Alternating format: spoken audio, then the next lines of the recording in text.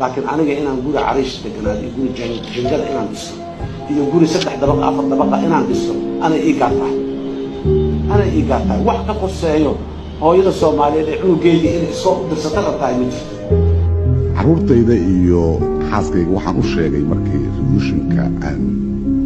samaynay wixii maanta ka dambeeya caruurta Soomaaliyeed oo dhan ma wada shaqaynayaan ee kaligeed idin shaqayn maayo marka wixii aad iga baahantiin idin la diyaar baan laakiin raajay inaad isku filaataan sababteeduna waxa weeye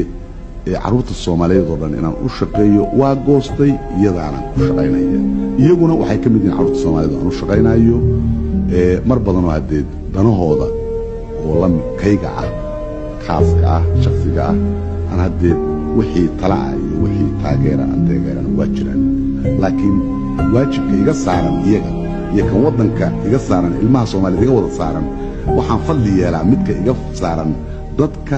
iyo ilmaha Soomaaliyeed